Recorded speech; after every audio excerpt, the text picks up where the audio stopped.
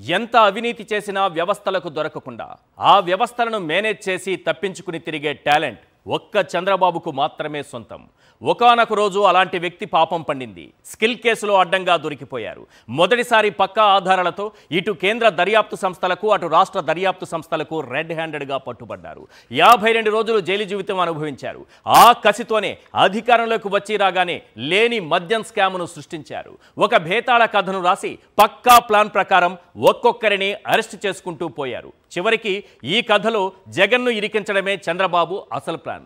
ఒళ్లంతా అవినీతి మరకలు నింపుకున్న చంద్రబాబు వాటిని అవతలి వాళ్లకు పోయాలని చూస్తున్నారు. స్కిల్ కేసులో 371 కోట్లు దోచేసి అడ్డంగా దొరికిపోయింది చంద్రబాబా కాదా? 2014-19 మధ్య లిక్కర్ స్కామ్తో 25,000 కోట్లు దోచేసి అడ్డంగా బుక్ అయింది చంద్రబాబా కాదా? 2,000 కోట్లు ఐటీ ఎగ్గొట్టి నోటీసులు అందుకున్నది చంద్రబాబా కాదా? అమరావతి కాంట్రాక్ట్ సంస్థల నుంచి ముడుపులు తీసుకున్నది చంద్రబాబా కాదా? దీనికోసం ఆయన పిఏ శ్రీనివాస్ కలెక్షన్ కింగ్ అవతారం ఎత్తింది నిజమా కాదా? ఇలా చంద్రబాబు స్కిల్ కేసులో అరెస్ట్ అయి జైల్లో అడుగు పెట్టగానే అటు ఆయన గారి పిఏకి ఫ్లైట్ టికెట్ బుక్ చేసి మరి అమెరికా పంపించింది వాస్తవం కాదా? చంద్రబాబు చెప్పినట్టుగా గత ప్రభుత్వ హయాంలో నిజంగా మద్యం స్కామ్ జరిగి ఉంటే ఇప్పుడు అరెస్ట్ అయి జైల్లో ఉన్న రాజ్ కేసిరెడ్డి నుంచి ధనంజయ రెడ్డి, కృష్ణమోహన్ రెడ్డి లాంటి వాళ్ళందరినీ విదేశాలకు పంపించేవారు కదా. ఫ్లైట్ టికెట్లు బుక్ చేయడం చంద్రబాబుకు మాత్రమే చేతనవుతుందా? ఆ మాత్రం జగన్మోహన్ రెడ్డి చేయలేరా? అసలు అలాంటి కుంభకోణమే జరగలేదు కాబట్టి వాళ్ళంతా ధైర్యంగా ఇక్కడే ఉన్నారు. అసలు బాబు సృష్టించిన ఇదే మద్యం స్కామ్ విలువ మొదట 1,00,000 కోట్లు అన్నారు, ఆ తర్వాత 50,000 కోట్లు అన్నారు, దాని తర్వాత 10,000 కోట్లకు దిగొచ్చారు. ఇప్పుడేమో 3,300 కోట్ల దగ్గర ఆగారు. చివరకు 11 కోట్లు పట్టుకున్నాం అంటున్నారు. వాస్తవానికి ఒళ్లంతా అవినీతి మరకలు ఉన్నదెవరికి? ఈ మద్యం స్కామ్ చంద్రబాబు రాసిన బేతాళ కథ అవునా కదా? అటు సిట్ లీకులు ఇస్తుంటే ఇటు ఎల్లో మీడియా దానికి మసాలా దట్టించి ప్రచారం చేస్తున్నది నిజం కాదా? ఆ సీజ్ చేసిన డబ్బు తనది కాదని ఏసీబీ కోర్టులో రాజ్ కేసిరెడ్డి అఫిడవిట్ దాఖలు చేయడంతో సిట్ స్కిట్ ఫ్లాప్ అయిందా? రైట్, ఒక్కసారి మనం ఇదే అంశంపైన మాజీ మంత్రి పేర్ని నాని ఏం మాట్లాడారో చూద్దాం. బాలాజీ గోవిందప్ప అన్నారు, ఇంకో ముసలోని తీసుకొచ్చారు. ఆడెక్కడ, అతను ఎక్కడో ఆడిటర్గా పనిచేసుకుంటున్నాడు, అతను వేరే కంపెనీలు ఎక్కడో. ఏంటంటే జగన్కి షేర్లు ఉన్నాయంట. జగన్కి షేర్లు ఉండి చంద్రబాబుకి అసలు ఎన్ని చోట్ల షేర్లు ఉన్నాయి? చంద్రబాబు నాయుడు గారికి, కొడుక్కి, కోళ్ళకి, భార్యకి, మనవాళ్ళకి, మనవరాళ్ళకి, వాళ్ళకి, వీళ్ళకి మొత్తం అసలు మామూలుగా మీరేమో మామూలుగా నారబట్టలు వేసుకుని తిరుగుతున్నారు. డబ్బులేమో గాలికి ఆకాశానికి వస్తున్నాయి. మీరు తిరిగే ప్రత్యేక విమానాలకి, హెలికాప్టర్లకి, మీరు కట్టుకునే 100 కోట్ల ఇళ్లకి. గోవిందప్ప అయిపోయింది, చెవిరెడ్డి అయిపోయింది, ఇప్పుడు వరుణ్. ఈడే ముఖ్యం, ఈడే అసలు మామూలుగా ఈడు సీఈఓ, వాడు అది, ఈడు ఇది చేసుకోండి.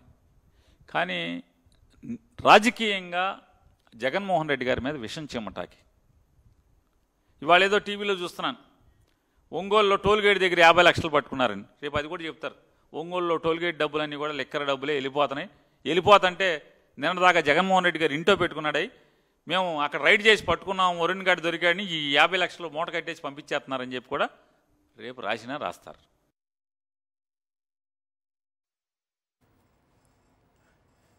ఈరోజు లిక్కర్ స్కామ్కు సంబంధించి 11 కోట్లు పట్టుకున్నారట.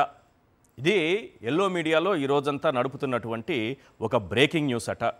విషయం ఏంటంటే, విజేందర్ రెడ్డి అని ఒక వ్యాపారవేత్త, ఆయనకు కాలేజీలు ఉన్నాయి, అలాగే హాస్పిటల్స్ ఉన్నాయి, డయాగ్నోస్టిక్ సెంటర్స్ ఉన్నాయి, సినిమా నిర్మాణ రంగంలోనూ ఆయన ఉన్నారు. ఆయనకు సంబంధించినటువంటి ఒక ఫామ్ హౌస్లో ఈరోజు 11 కోట్లు పట్టుకున్నారట. ఇది లిక్కర్ స్కామ్ దే అని ముద్ర వేస్తున్నారు. ఇన్ని వ్యాపారాలు చేసేటటువంటి వ్యక్తి దగ్గర ఒక 11 కోట్లు పట్టుకున్నారట.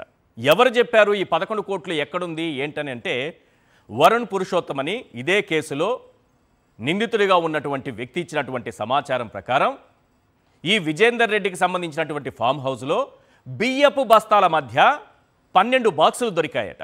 ఇది ఎవరు పెట్టారయ్యా అంటే, ఈ రాజ్ కేసిరెడ్డి దాంట్లో డాక్యుమెంట్స్ ఉన్నాయి అని చెప్పి ఎప్పుడు 2024లో తీసుకొచ్చి బియ్యపు బస్తాల మధ్య పెట్టారట. డాక్యుమెంట్స్ ఉన్నాయని చెప్పి, డాక్యుమెంట్స్ ఉన్నాయని చెప్పిన వ్యక్తి బియ్యపు బస్తాల మధ్య పెట్టుకుంటారా? ఇది ఎవరు తీసుకొచ్చారంటున్నారు? రాజ్ కేసిరెడ్డి తీసుకొచ్చి పెట్టారు. ఈ 11 కోట్లు లిక్కర్ స్కామ్కి సంబంధించింది అని అంటున్నారు.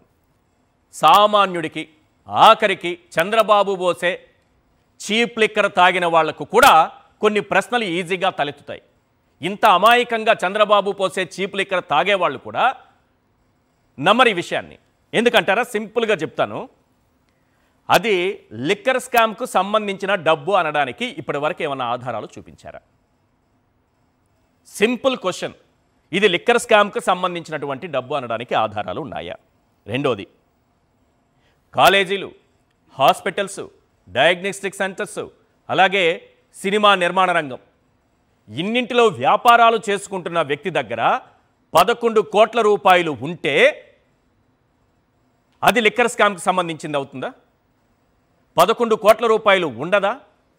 మరో ప్రశ్న, 12 బాక్సుల్లో తీసుకొచ్చి ఇవి డాక్యుమెంట్స్ అని బియ్యపు బస్తాల మధ్య రాజు కేసిరెడ్డి పెట్టారట. ఎప్పుడు పెట్టారు? 2024 జూన్లో. 2024 జూన్లో 12 బాక్సులు తీసుకొచ్చి బియ్యపు బస్తాల మధ్యలో పెట్టారట. అవును, డాక్యుమెంట్స్ అని చెప్పారు. విజేందర్ రెడ్డికి రాజు కేసిరెడ్డి ఇవి డాక్యుమెంట్స్ ఉన్న బాక్సులు అని చెప్పారు. డాక్యుమెంట్స్ ఉన్నటువంటి బాక్సులు అయితే బియ్యపు బస్తాల మధ్య దాచిపెడతారా? దానికి ఆయన అనుమతిస్తారా? దీనికి ఏమైనా అర్థం ఉందా? నెక్స్ట్, ఎవరైనా వచ్చి మీ బియ్యపు బస్తాల్లో మేము మా డాక్యుమెంట్స్ దాచుకుంటాము, బాక్సులు తెచ్చి పెడతామంటే ఒక వ్యాపారవేత్త, కాలేజీలు, హాస్పిటల్స్, సినిమా నిర్మాణ రంగంలో ఉన్న వ్యక్తి ఒప్పుకుంటారా? ఒకవేళ అది కూడా వాస్తవమే అనుకుందాం, ఒప్పుకున్నారు, ఆయనకు కూడా తెలుసు ఒకవేళ నిజంగానే డబ్బు ఉందనుకున్నారు, అందుకే బియ్యపు బస్తాల మధ్య బాక్సులు పెట్టారని అనుకుందాం. రాజు కేసిరెడ్డి అరెస్ట్ అయ్యారు కదా, పోలీసులు విచారణ చేస్తున్నారు కదా, సిట్టు లోతైన దర్యాప్తు చేస్తోంది కదా, ఆయన్ని రోజు విచారిస్తోంది కదా, మరి అక్కడ డబ్బులు పెట్టారనే విషయం ఆయన చెప్తారు కదా, జైల్లో ఉన్నప్పుడు విచారణ జరుగుతున్నప్పుడు చెప్తారు కదా, చెబితే ఇక్కడికే పోలీసులు వస్తారు కదా. మరి విజేందర్ రెడ్డి అక్కడ రాజు కేసిరెడ్డి అరెస్ట్ అయినా సరే ఈ బియ్యపు బస్తాల మధ్య ఆ బాక్సులు అలాగే పెట్టుకున్నారట. రాజు కేసిరెడ్డి పోలీసులకు చెప్పినా సరే, లేకపోతే వేరే వాళ్ళు చెప్పినా సరే, ఈ బియ్యపు బస్తాల మధ్య నుంచి మా బాక్సులు మాత్రం కదిలించడట. వెరీ సింపుల్ కదా. రాజు కేసిరెడ్డి అరెస్ట్ అయిన వెంటనే ఆ బియ్యపు బస్తాలు నిజంగానే డబ్బులు పెట్టుంటే రాజు కేసిరెడ్డి పోలీసులు చెప్తారు, సిట్ అధికారులు చెప్తారు, ఇక్కడ ఉంచకూడదని తరలిస్తారు కదా, అక్కడ ఎవరైనా దాచిపెడతాడా? చంద్రబాబు నాయుడు గారు పోసే చీప్ లిక్కర్ తాగిన వాళ్ళు కూడా ఈ ప్రశ్నలకి ఆన్సర్లు చెప్పేస్తారు. చాలా సింపుల్ క్వశ్చన్స్. ఒకవేళ నిజంగా అదే అయితే చంద్రబాబు నాయుడు గారు స్కిల్ కేసు, 2000 కోట్ల రూపాయల ఐటీ కేసు, వీటిలో దొరికిన వెంటనే ఏం చేశారు? జైలుకు పోయే పరిస్థితి రావడంతో వెంటనే తన పిఏ పెండ్యాల శ్రీనివాస్ని విదేశాలకు ఫ్లైట్ టికెట్స్ బుక్ చేసి పంపించేశారు. అరే, చంద్రబాబు నాయుడు గారు ఫ్లైట్ టికెట్స్ బుక్ చేసి తన పిఏని విదేశాలకు తరలించేస్తే కనీసం డబ్బులున్న బాక్సులు పక్కకి తరలించలేరా వీళ్ళు? అంటే ఆ మాత్రం జ్ఞానం కూడా ఎవరికి ఉండదా? చంద్రబాబు నాయుడు గారికే ఉంటుందా? ఫ్లైట్ టికెట్స్ బుక్ చేసి విదేశాలకు పంపించేసేయాలి మన శ్రీనివాస్ గారినని. అంటే ఎటువంటి కథ అల్లుతున్నారో చూడండి. ఒకవేళ విజేందర్ రెడ్డి వీళ్ళు చెప్తున్నట్టుగా వ్యాపారవేత్త, ఈ యూవీ డిస్టిలరీ దానికి బినామీనో డైరెక్ట్గానో ఆయనే వ్యాపారం చేసుకుంటున్నారు అనుకుందాం, అదే డబ్బు దొరికింది అని అనుకుందాం. ఇప్పుడు లాస్ట్ పాయింట్, అదే డబ్బు ఆయన వ్యాపారం చేశారు, యూవీ డిస్టిలరీకి ఆయనకి సంబంధం ఉంది, పోనీ ఆ డబ్బే ఇది అని అనుకుందాం. ఆయన వ్యాపారం చేసుకున్న డబ్బు అదే అయితే ఆయనకి ఆ యూవీ డిస్టిలరీతో సంబంధం ఉంటే దానికి జగన్మోహన్ రెడ్డి గారికి ఏం సంబంధం? ఆ డబ్బుకి జగన్మోహన్ రెడ్డి గారికి ఏం సంబంధం? అంటే దీన్ని బట్టి ఏమర్థం అవుతోందంటే 52 రోజుల పాటు జైల్లో ఉన్నటువంటి చంద్రబాబు నాయుడు గారు, లిక్కర్ స్కామ్లో బెయిల్పై తిరుగుతున్నటువంటి చంద్రబాబు నాయుడు గారు ఒక భేతాళ కథను రాసుకొని ఆ భేతాళ కథకు సాక్ష్యాలు సృష్టించేటటువంటి ప్రయత్నం చేస్తున్నారనేది చాలా సులభంగా చంద్రబాబు నాయుడు గారు పోసే చీప్ లిక్కర్, రకరకాల పేర్లు ఉన్నాయి, వాటి పేర్లు నాకు తెలియదు, అవి తాగిన వాళ్ళు కూడా ఈజీగా అర్థమైపోతుంది.